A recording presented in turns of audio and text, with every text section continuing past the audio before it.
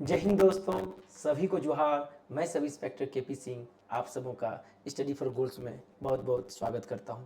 चलिए, आज की क्लास नागपुरी की क्लास 3 लेक्चर 3 की बात कर रहे हैं। हम लोग सेट 3 की बात कर रहे हैं। पूरे नागपुरी होल सिलेबस को देखते हुए किसका किसका टारगेटिंग है देखिएगा। टारगेटिंग जैसे सीजीएल, महिला प्रवेशिका 6 to 8 आपको क्या इन सारे चीजों में क्या है, ये प्रश्न आपको मददगार साबित होंगे। चलिए ध्यान रखिएगा, नागपुरी का आप जो भी अभी भी टाइम है 2 मंथ्स। जैसे आप लोगों को पता है कि जो सरकार का स्टेटमेंट आ रहा है प्लस जेसीसी का भी जो हिसाब किताब है वो अगस्त लास्ट में बताया गया है चीज़ों को कि एक सचिवालय का एग्जाम होने की संभावना है। तो ऐसे में अभी भी सफिशियंट टाइम है। आप क्या है 25 फुल लेंथ नागपुर टेस्ट से जुड़ सकते हैं, जो कि आपका 6 to 8 अभी तो एग्जाम चल ही रहा है। साथ ही आपका क्या है महिला पर्यवेक्षिका और आपका सीजीएल में भी आपको काम आएंगे। अभी याद रखिएगा संडे फ्री मॉक टेस्ट मिल रहा है। आज संडे, आज मॉक टेस्ट मिलना था, तो इसका क्या है आपको सूचना मिल गया होगा। ये कल के डेट में आपको अपडेट हो जाएगा। हर संडे मिलता है। आइए अब चलते हम लोग पहला क्वेश्चन पे। नागपुरी का पहला प्रश्न, उखाड़ के पढ़े जायला। उखाड़ के पढ़े जाला वाक्य में क्या है? उखाड़ के पढ़े जाला वाक्य में खाए की क्रिया है। खाए की कौन सा क्रिया है? इंपॉर्टेंट है, ध्यान दीजिएगा। इस प्रकार के प्रश्न पूछे गए हैं, पूछने की प्रबल संभावना है। क्लियर? उखाए के पढ़े जाएला। देखिए यहाँ पे क्या है, ध्यान दीजिएगा। एक है खाना, खाए के क्रिया है यहाँ पे, और दूसरा है पढ़ना, ये भी एक क्रिया है। ध्यान दीजिएगा कौन सा है? रंजक, नाम धातु, पूर्वकालिक क्रिया, ईमन में कोई नहीं। तो ध्यान दीजिएगा, जब दो क्रिया हो जाती है मेरे पास क्या है, जब दो क्रिया हो जाएगा तो ऐसे में दो क्रिया होगा, कुछ काम करके, जैसे हम खाना खा के बाजार जा रहे हैं, या ठीक है हम सो करके पढ़ेंगे, तो सोना पढ़ना दो क्रिया हो गया। तो एक काम खत्म करके जब दूसरा काम करते हैं तो ऐसे में जो पहले क्रिया होती है उसको क्या बोलते हैं? पूर्वकालिक क्रिया। ठीक है, तो यहाँ पूछ रहा है खाए के। खाए के क्या है? खाना पढ़ना दो क्रिया है, तो ये पढ़ने से पहले खाना है। गौर कीजिएगा, पढ़ने से पहले खाना है। और पूछ रहा है खाए के बारे में, तो इसके बारे में, तो ये कौन सा क्रिया कहलाएगा? रंजक क्रिया। कौन सा कहलाएगा? ध्यान दीजिएगा, ये पूर्वकालिक क्रिया कहेगा। मतलब पढ़ने से पहले की जो क्रिया है उसी को पूर्वकालिक, पहले की क्रिया पूर्वकालिक क्रिया कहलाती है। क्लियर? अगला अगला क्वेश्चन देखिए। ठीक है, इसी का डिफिनेशन यहाँ पे दिया गया है। किसी वाक्य में मुख्य क्रिया के पहले कोई क्रिया हो जाए तो उसे क्या कहते हैं? हम लोग क्या कहते हैं? उसे पूर्वकालिक क्रिया कहते हैं। अगला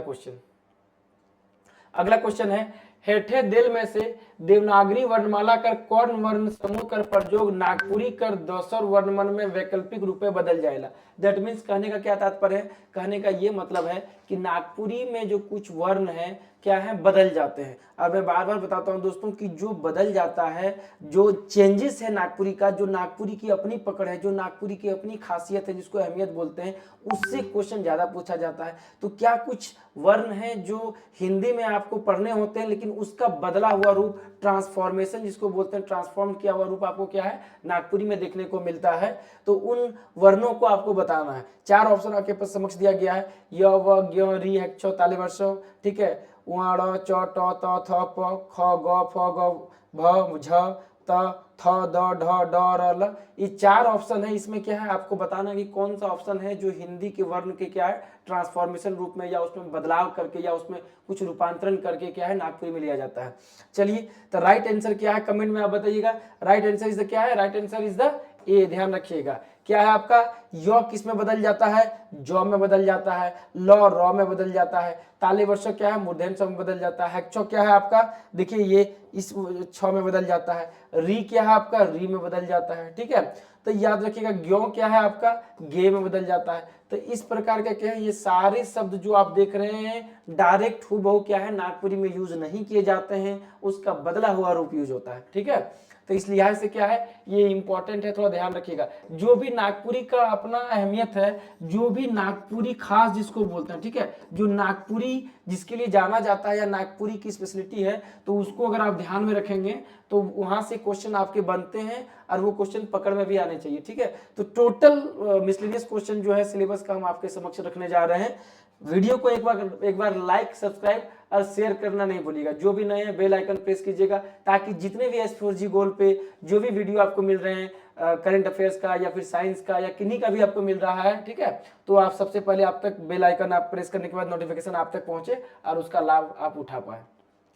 अगला क्वेश्चन, राम रावण के मायर रहे, ठीक है, क्या है, राम रावण के मायर रहे, वाक्य भूतकाल कर कौन भेद कर है, क्या है, भूतकाल आपको पता है कि टेंस में क्या है, अगर काल की बात करें तो अगर व्याकरण की हम बात करते हैं, ध्यान दीजिएगा, व्याकरण की बात करते हैं तो इसमें सबसे ज्यादा क्या इंपॉर्टेंट है आपका, सबसे ज्यादा इंपॉर्टेंट है काल। काल से एक क्वेश्चन रहता ही रहता है, तो काल से ही आपका प्रश्न डाला गया है। जो इंपॉर्टेंट सेगमेंट है जहां से क्वेश्चन बन सकते हैं, जो आपको ज्यादा हेल्पफुल करेगा, उन्हीं प्रश्नों को यहाँ पे रखा गया है।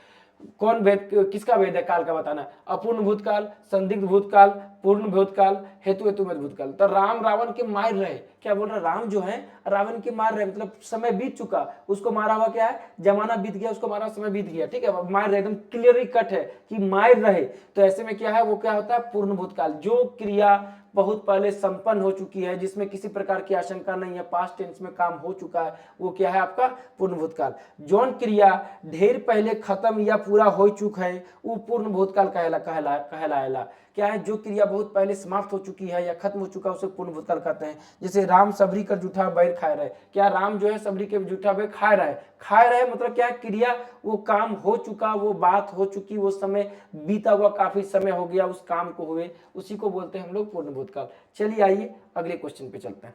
सारे इंपॉर्टेंट सेगमेंट हैं पूरा एक्सप्लेनेशन के साथ, ठीक है। नागपुरी कर पहल छपन नाटक मोस्ट इंपॉर्टेंट इसको है, ठीक है, ध्यान दीजिएगा, जितना इसको आप इंपॉर्टेंट कर लें, जितना मार्क्स रख रहे हैं, मैं बार बार कहता हूं कि जब भी पहला अंतिम होता है तो दोनों कान खड़े कर लीजिए, वहां से क्वेश्चन बनने की सबसे संभावना है, और हो भी भला क्यों नहीं। याद रखिएगा, नागपुरी कर पहल छपन नाटक है, क्या नागपुरी का पहला नाटक है, तो अपने आप में ही ये एक विशिष्ट क्वेश्चन, एक महत्वपूर्ण क्वेश्चन है। कौन सा, नारद मोहलीला, तेतर कर छा, सातों नदी पार, अखरा निदाय गलक। देखिए सब कहीं ना कहीं नाटक है, आपको कंफ्यूज करेगा, चारों ऑप्शन नाटक दे करके, चारों आपके जहन में रहेगी बातों को, तो ध्यान दीजिएगा, नागपुरी का पहला नाटक कौन सा है, नारद मोहलीला। क्या बोलिएगा, नारद मोहलीला। किनके द्वारा किया गया है, तो सहनी उपेंद्र पाल नहन के द्वारा लिखा गया ये नाटक जो है। यह पूछ देगा कि नागपुरी का, ऐसा भी क्वेश्चन पूछ सकता है कि नागपुरी का पहला नाटक किनके द्वारा लिखा गया, तो क्या कहिएगा, सहनी उपेंद्र पाल नहन। कब हुआ था, तो 1956 में। अगर यही क्वेश्चन पूछ देगा कि नागपुरी का पहला नाटक का प्रकाशन कब हुआ, क्या बोलिएगा, 1956, ठीक है। चलिए अगले क्वेश्चन पे चलते हैं।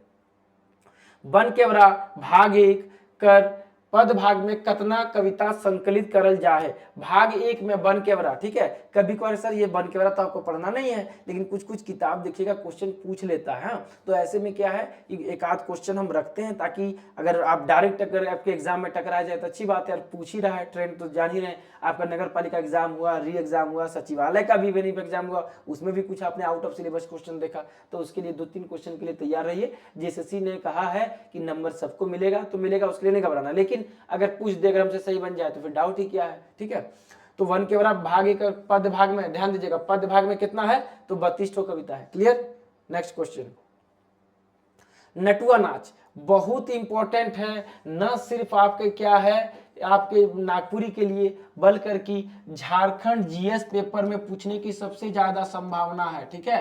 देखिए लोकल लैंग्वेज की बात करते हैं तो जीएस में देखिएगा, खोट्टा के बुक हो या नागपुरी का परिधान हो, नृत्य हो, इस सबसे लोकल लैंग्वेज से क्वेश्चन उठा करके डायरेक्ट आपको पूछ लेता है, किसमें, जीएस पेपर झारखंड में पूछ लेता है, तो इंटरलिंक्ड है, इंपॉर्टेंट है। नटुआ नाच क्या है, वीर रस प्रधान, विरह प्रधान, श्रृंगार रस प्रधान, प्रेम रस प्रधान। तो नटुआ नाच क्या है आपके, वीर रस प्रधान है, वीरता से ओत प्रोत वाला नृत्य है आपका नटुआ नाच, क्लियर। अब आइए हम कुछ चीजों को समझते हैं कि भैया नटुआ नाच है क्या। अगर हम डेप्थ में थोड़ा सा जानकारी रखेंगे तो हमसे गलती होने की संभावना नहीं है। तो ध्यान दीजिएगा, यह नृत्य कुर्मी जाति में शादी के अवसर पर बाराती पार्टी की ओर से नटुआ नाच कराने का प्रथा है। नटुआ नाच क्या है, तो बेसिकली और भी समुदाय में होता है, लेकिन स्पेशली कुर्मी जात में जो है, तो जो बारात वाले जाते हैं उन लोग नटुआ नाच लेकर के जाते हैं और वहां पे वो लोग नृत्य का प्रदर्शन करते हैं, ठीक है ना। उन नटुआ नाच का जो ट्रूप है, जो दल है, वो लोग नृत्य का प्रदर्शन करते हैं, बाराती लोग अपने साथ लेकर के जाते हैं। जैसे अभी से क्या कहते हैं, चलन में क्या है, अभी डीजे लेकर के आते हैं बाराती वाले, बाजा लेकर के आते हैं, ठीक है। तो उसी तरह क्या है, उसमें नटुआ नाच कुर्मियों की तरफ से क्या है वो बाराती पक्ष से लेके जाया जाता है। नटुआ नृत्य में ढाक प्रमुख वाद्य यंत्र है। क्या है, ध्यान दीजिएगा, ढाक। ढाक जो है ये प्रमुख वाद्य यंत्र होता है नटुआ नृत्य में। मुंडारी में नटुआ को पैका नृत्य के नाम से जाना जाता है। बहुत इंपॉर्टेंट लाइन है, ध्यान दीजिएगा। क्या इंपॉर्टेंट लाइन है कि भैया मुंडारी में नटुआ नृत्य को क्या है, किस नाम से जाना जाता है, तो पाइका, याद रखिएगा। नटुआ, ध्यान दीजिएगा, नटुआ नृत्य की अगर बात करें तो नटुआ इक्वल टू आप पाइका कह सकते हैं, ठीक है। किसमें भैया, ये जो समीकरण आपको दिख रहा है किसमें, तो ये आपको समीकरण दिखेगा मुंडारी में, ठीक है।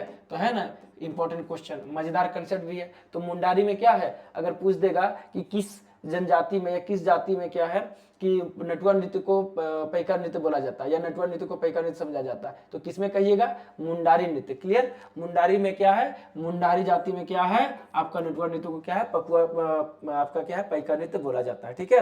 नटुआ नृत्य में 34 प्रकार के ताल बजाया जाता है। ये भी अपने आप में क्या है, यूनिक कंसेप्ट है। क्या है, 34। पूछ लेगा कि नटुआ नृत्य में कितने प्रकार के बजाए जाते हैं, आपके ताल बजाए जाते हैं, तो 34 प्रकार के जो है ताल बजाए जाते हैं। यह एक मौसमी नृत्य है। ऐसी मान्यता है कि नटुआ नृत्य के बाद ही छऊ नृत्य किया जाता है। बेसिकली नटुआ नृत्य क्या है, एक मौसमी नृत्य है। इसके बाद क्या है, नटुआ के नृत्य के बाद ही क्या है छऊ नृत्य स्टार्ट होता है। सब चीज का प्रारंभ आपको पता है कि लड़की देखने का ये सब का परंपरा जो भी है, या फिर रिश्ता शादी का देव उठान के बाद होता है ना। तो उसी तरह से चीजें क्या है क्रम झारखंड में चलती है कि इस मौसम में जैसे पावस गीत है, वह आपका उदासी गीत है, सबका एक चरण है, सबका एक क्रम है, ठीक उसी प्रकार का, ठीक है। चलिए अगला क्वेश्चन।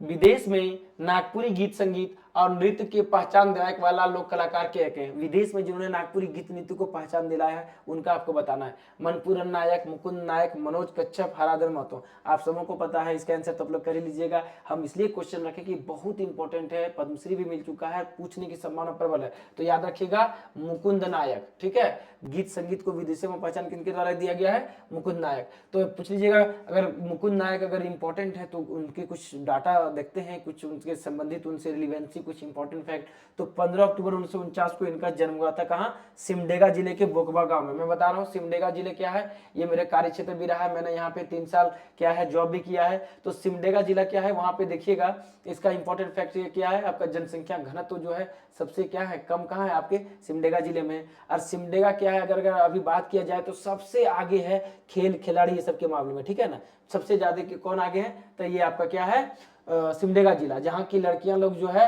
एकदम मतलब झंडा गाड़े हुई है, ठीक है। पूरा झारखंड का नाम, सिमडेगा का नाम क्या है, वो केवल नेशनल के मैप में नहीं बल्कि इंटरनेशनल मैप में भी क्या है वो जगह दिला रही है, ठीक है, एक स्थान दिला रही है। तो सिमडेगा जिले के बोकबा गांव में क्या है मुकुंद नायक का जन्म कब हुआ, तो 15 अक्टूबर 1949, ठीक है। इन्हें पद्मश्री और संगीत नाटक अकादमी पुरस्कार मिला। ध्यान दीजिएगा, पूछ देगा जैसे मुकुंद नायक के बारे में दे दे, पहला टॉपिक लिख दे कि इन्हें पद्मश्री पुरस्कार मिला है, इन्हें संगीत नाटक अकादमी पुरस्कार मिला है, या कर देगा इन्हें दोनों मिला है या कोई नहीं मिला है, ठीक है। तो ऐसे में क्या है आपको ध्यान देने वाली बात है कि ये अगर इंपॉर्टेंट पर्सनालिटी है, पद्मश्री मिल चुका है, तो इनको और भी क्या सम्मान मिला है वो इंपॉर्टेंट हो जाएगा। तो ध्यान रखिएगा पद्मश्री और क्या है दूसरा संगीत नाटक अकादमी पुरस्कार, ठीक है। यह घासी समुदाय परिवार से आते हैं, जो मुकुंद नायक है किससे आते हैं, घासी परिवार समुदाय से। दूसरा, मुहावरा कोनो वाक्य या वाक्यांश से जुड़ के आपन क्या करता है। मुहावरा जो है किसी वाक्य या वाक्यांश से जुड़ के क्या करता है, भाव प्रकट करता है, मंतव्य प्रकट करता है, और भी दुइयों कोई नहीं। अधिकतर लड़के लड़कियां जो भी क्या आंसर कर देंगे, जैसे ही देखेंगे ए और बी तो खटा के आंसर क्या करेंगे ए और बी। जो ह्यूमन साइकोलॉजी जिसको बोलते हैं, जिसका जो क्या कहता है अधिकतर जो प्रायोरिटी रहता है जो आंसर की नहीं ये दोनों हो जाएगा। तो ऐसे में क्या है ये गलत आंसर हो जाएगा। जी हाँ मेरे दोस्त याद रखिएगा, क्या आपको करना है, भाव प्रकट, मंतव्य नहीं। वो मुहावरा जो है मंतव्य से प्रकट नहीं किया जाता है। मंतव्य क्या होता है, क्या राय मांगना, किसी की राय मांगना, उसको मंतव्य बोलते हैं। तो ये भाव, मुहावरा क्या है, वो भाव प्रकट करता है। ए और बी दोनों नहीं कीजिएगा। हम बताए ना कि 70% क्या है आपके डी ऑप्शन सही चला जाता है, देवल सौभे या ए और बी दोनों, लेकिन 30% गलत होने के चांसेस भी है। अगर आपको आंसर नहीं पता तो ऐसे में आप ऐसे आंसर टिक कीजिएगा 70% के ऑप्शन को लेकर के, क्योंकि भैया 70% में सही होने के चांसेस हैं, ठीक है, लेकिन 30% गलत भी होते हैं। तो अगर आपको सही आंसर पता है तो सही आंसर आप क्लिक करेंगे। ओके, चलिए अगला क्वेश्चन। मैना और बूट कौन मधेकर कथा है। कि मैना और बूट सिंपल है, लोक कथा आपको पढ़ना है, सामाजिक कथा, बाल कथा, नीति कथा, प्रेम कथा। तो ये क्या है, बाल कथा, याद रखिएगा। मैना और बूट क्या है, बच्चे मतलब कहानी है, बाल को मनोरंजन प्रदान के लिए, बालक को मनोरंजन प्रदान करने के लिए कहानी बनाया गया है, लोक कथा है। अगला आइए, बझिला गांव मांडर रांची में जन्म लेने वाला महंत घासी, जिनका रचनाकार 1850 से 1900 रहे, कर काव्य भूमिकार है। ये भी अपने में इंपॉर्टेंट क्वेश्चन है, ध्यान दीजिएगा। जो कवि परिचय आपको पढ़ना है नागपुरी में फॉर सचिवालय महिला परीक्षा के लिए, ऐसे में देखिएगा उनके वहां से बेसिक क्वेश्चन पूछ लिया जाता है। और क्या है, घासीराम का काल कब तक था, 1850 से 1900 ईस्वी तक, ये भी याद रखिएगा। तो इनकी काव्य भूमि क्या है, निर्गुण भक्ति कर कबीरपंथी शाखा, ये भी होगा। पौराणिक कथा कर अंतर्गत उषा मृदुकर प्रणय, ये भी है। और दूसरा बिखरल रचनाबंध, दोसर का जो बिखरा हुआ रचनाबंध उसको भी समेटे हुए घासीराम। तो ये सारी चीजें क्या हैं, आपके काव्य भूमि का, घासीराम के काव्य भूमि के अंतर्गत आते हैं। क्लियर, चलिए 10 नंबर क्वेश्चन हो गया। अब अगला क्वेश्चन चलते हैं। गोड़ से लागो मोय तो चांदे महाराज हो रामे हो राम, जेई कंगन दे रही सही कंगन जोड़ी मांगले हो राम। ठीक है, ये क्या है, ये किस लोक कथा से लिया गया है, एकदम ध्यान दीजिएगा। जो 2024 में जो आपका एग्जाम हुआ था, किसका, सचिवालय पेपर जो कैंसिल हो गया था, ध्यान गौर फरमाइएगा सचिवालय को, उसमें कविता या लोक कथा से डायरेक्ट बीच से क्वेश्चन कोई लाइन उठा करके दे दिया कि भैया ये किस लोक कथा से बिलोंग करते हैं। 2 क्वेश्चन था, मतलब 6 मार्क्स, तो किसी भी कीमत पे इसको हम नहीं छोड़ सकते हैं। ठीक है, आपको कहानी के बीच वाले इंपॉर्टेंट लाइन को पकड़ना होगा, और हम यहाँ करा भी रहे हैं। तो ध्यान दीजिएगा किसके है, कंगन चूड़ी दुसुट भेड़ा बलमैत रानी बेलपैत रानी। तो क्या बोलिएगा, कंगन और चूड़ी से ये है आपका लोक कथा से लिया गया है। अगले क्वेश्चन पे चलते हैं। लोक साहित्य कर विद्वान मन में सबसे बड़ा नाम के कराए। लोक साहित्य का जो विद्वान है उसमें सबसे बड़ा नाम किनका है, डॉक्टर सत्येंद्र का, नामनेश त्रिपाठी का, डॉक्टर खलीक अहमद का, डॉक्टर भुवनेश्वर धनुष का। बताइए, लोक साहित्य का विद्वान में सबसे बड़ा नाम किनका है, डॉक्टर सत्येंद्र का। जी हाँ दोस्तों, इंपॉर्टेंट कर लीजिएगा, VVI मार्क्स लगा लीजिएगा। ठीक है, यहाँ पे मैं चुनिंदा प्रश्नों को ला रहा हूँ, देखिएगा एग्जाम में आपका क्या हो बहु क्या डायरेक्ट आपको क्वेश्चन पेपर से देखने को मिलेगा। तो चैनल को लाइक सब्सक्राइब और शेयर करना ना भूलें, साथ ही बेल आइकन भी प्रेस कर लें।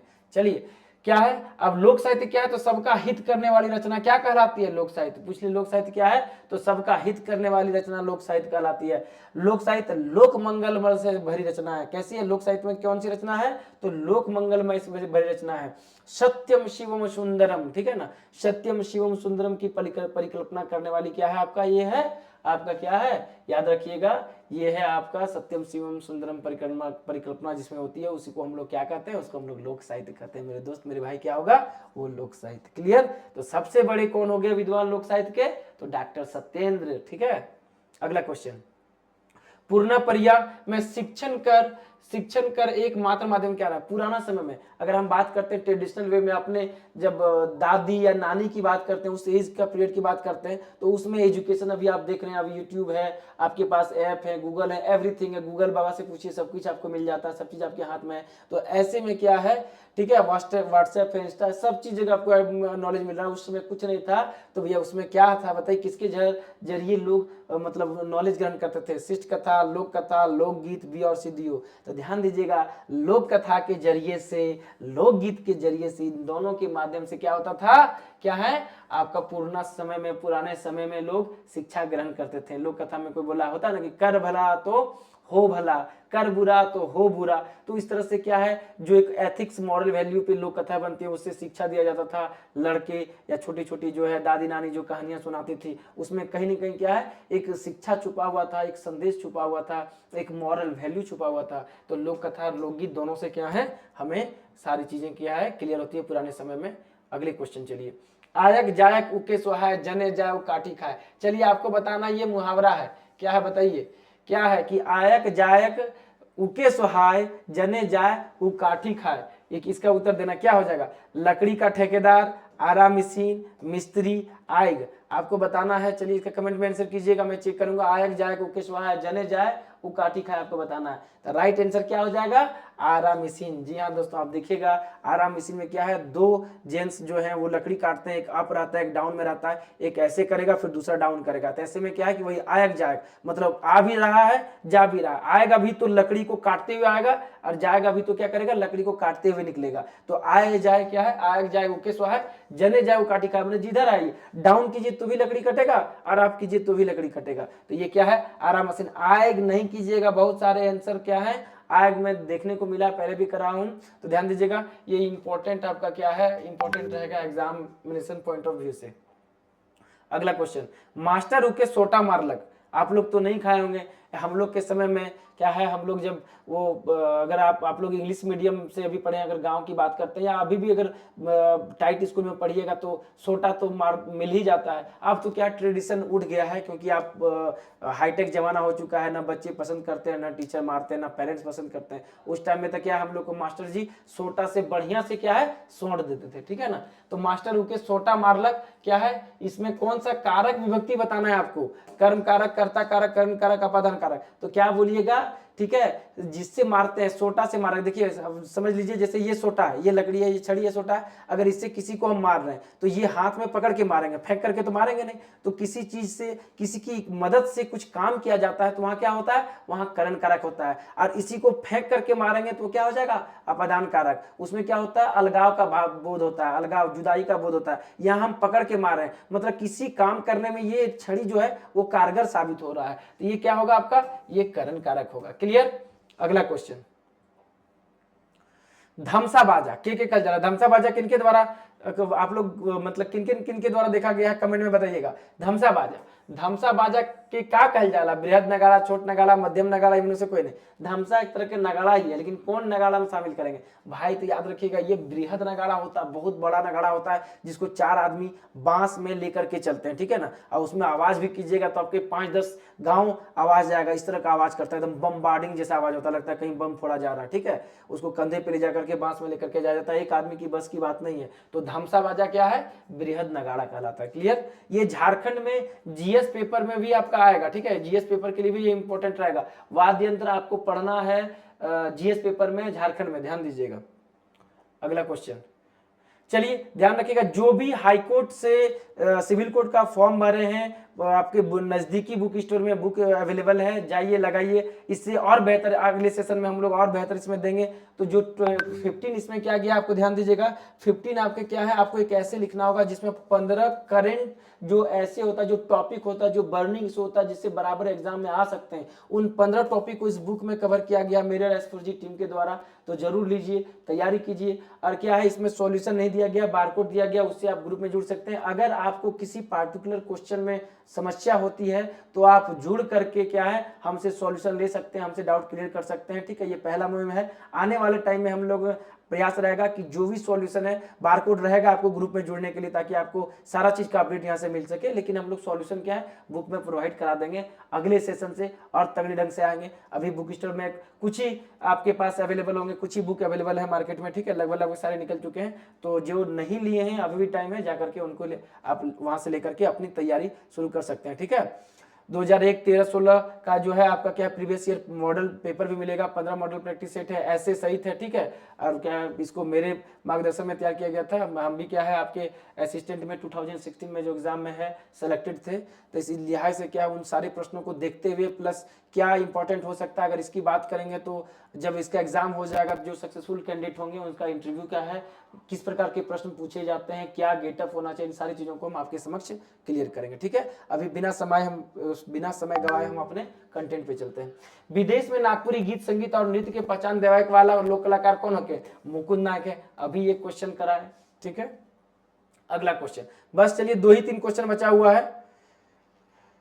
अगला क्वेश्चन क्या है, कुंभा, कुंभा कहना, ध्यान दीजिएगा, खाटी नागपुरी। मेरे दोस्त मेरे भाई याद रखिएगा, जहां भी आपको खाटी नागपुरी शब्द दिखते हैं, और यही प्रश्न आपका गलती होगा, अगर आपको कुआं बोल दें तो आप समझ में आ जाएगा। लेकिन जो बाहरी विद्यार्थी हैं उनको अगर नहीं पता, अगर पहला बोल दें तो नहीं समझ में आएगा कि पहला क्या होता है, उड़िया बोल दें नहीं समझ में आएगा। क्यों? क्योंकि उस वो खाटी आपका क्या है देहाती शब्द है, नागपुरी शब्द है। तो ऐसे में क्या है, जो खाटी नागपुरी शब्द है उस पर ध्यान रखना है। पूछ लेता है डायरेक्ट, और पूछा भी है, पहले प्रीवियस ईयर पेपर जाकर के देखिएगा, तो देखिएगा डायरेक्ट कुछ ऐसा वर्ड दे देगा जो आपको समझ में नहीं आएगा। देखिए ये क्वेश्चन पूछा है, ये क्या है आपका अड़बेरिया है कि नहीं, अड़बेरिया है। तो ये पूछ देता है कि इस शब्द का क्या मतलब है, कभी आप सुने नहीं तो क्या कीजिएगा, बाउंस करिएगा, बाउंस कर गया 3 मार्क्स है भैया, 3 मार्क्स। यहाँ क्या है आपको पॉइंट समथिंग में क्या है आपको बाहर ढकेला जाता है, आप जॉब नहीं ले पाते हैं, आपको क्या बाहर का रास्ता दिखा दिया जाता है, यहाँ 3 मार्क्स है। तो छोड़ना वाजिब है, बताइए है कि नहीं। अभी ध्यान दीजिएगा, इतना कंपटीशन है, 6 लाख फॉर्म गिरा सचिवालय में, और सीट कितने लिमिटेड है, प्लस आउटसाइडर भी इन्वॉल्व कर रहे हैं। तो इसमें क्या है ना कि एकदम वो बोलते हैं ना कि अगर आपको सूर्य जैसा चमकना है तो क्या है, उसके जैसा जलना भी होगा मेरे दोस्त। वही सिक्के बाजार में चलते हैं जो भट्टियों में तपते हैं, है ना। सिक्का रखते हैं कौन, हम लोग संभाल के पर्स में रखते हैं, ऐसा नहीं, वो भी एक लोहा का टुकड़ा है और अदर भी लोहे के टुकड़ा है, लेकिन उसको हम लोग पैकेट में संभाल के रखते हैं। क्यों? क्योंकि वो भट्टी में तपा है मेरे दोस्त, इसलिए आज क्या है, वो मेरे पर्स में है, वो आपके पर्स में। क्लियर? तो यही टाइम है, 1-2 महीना क्या है, जी जान झोंक दीजिए। साथ ही आपको क्या है, S4G पे आपका संडे मॉक टेस्ट मिल रहा है, बेहतर करंट अफेयर्स का वीडियो मिला है। अभी आपका क्या है, साइंस सेगमेंट में क्या आपके लिए रितु मैडम आई है, वो भी बेहतर क्लास दे रही है पूरा डेप्थ एनालिसिस के साथ। तो वह सफलता का एक ही ऐप है, नाम है, याद रखिएगा, S4G। बस जुड़ जाइए, बेल आइकन प्रेस कर लीजिए और जिसमें विंग में आपको बढ़ना है आप बढ़ सकते हैं। आपके लिए ही चैनल है, आपके द्वार तक। सब्सक्राइब शेयर करना नहीं भूलिएगा। चलिए अगला क्वेश्चन, तो ये क्या है, याद रखिएगा, कुंभा क्या है, तो ये है अस्थाई झोपड़ी। ठीक है, वो जो आप मूवेबल कहते हैं ना, कि आज यहाँ जिस तरह बंजारा समझ लीजिए कि आज यहाँ टेंट लगा है, कल कहीं और, परसों कहीं और, तो मूवेबल जो होता है, ठीक है ना, मूवेबल प्रॉपर्टी कुंभा उसी को बोलते हैं। ठीक है, ऐसा नहीं है कि कुबड़ा कर दीजिएगा, कुंभा देखिएगा बहुत लोग मार देंगे, भैया मिलता जुलता वर्ड है, मार देते हैं कुंभा। ठीक है, कुबड़ा मार देते हैं, सही हो जाएगा। तो अस्थाई झोपड़ी, ठीक है, खांटी नागपुरी शब्द है, इस पे ध्यान रखने की जरूरत है। सातों नदी पार, सातों नदी पार नागपुरी उपन्यास का रचना कर रखे। कई बार नागपुरी में देखते हैं कि 1-2 उपन्यास या 1-2 किताब आउट ऑफ सिलेबस आपको देता है, तो आप उसके लिए प्रिपेयर रहेंगे। ठीक है, जेसीसी ने कहा है कि अगर आप आउट ऑफ सिलेबस है तो उसका अप्रूव दीजिए, आपको मार्क्स मिलेगा, आपको मार्क्स मिलना। लेकिन अगर आपको आंसर पे पता है तो आप छाती ठोंक करके आइएगा कि नहीं इसका भी आंसर पता है। जेसीसी मार्क्स दे ना दे डजंट मैटर, मैंने सही किया, बात खत्म है। ठीक है, तो क्या सातों नदी पार किनका है, किनका उपन्यास है, तो जी हाँ, डॉक्टर शकुंतला मिश्रा का ये उपन्यास है, सातों नदी पार। क्लियर?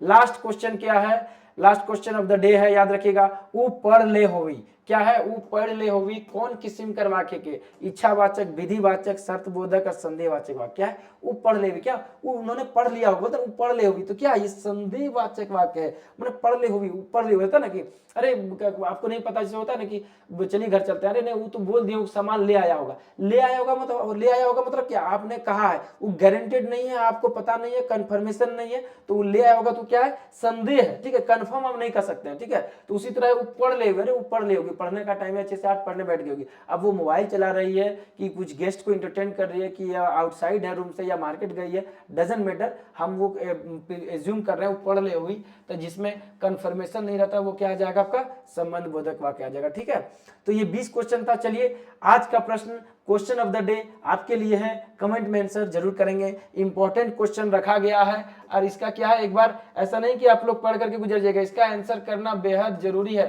ताकि आप आंसर करते हैं चीजें जहन में रहती हैं आपकी। नागपुरी कवि और उनका काव्य किताब केकर लिखा लगे, doctor Girdhari Ram Ganju Giraj, doctor VP Kesari, Shakuntala मिश्रकल, सहनी उपेंद्र पालरकर। क्या answer in comment section please, मैं आपसे चेक करूंगा।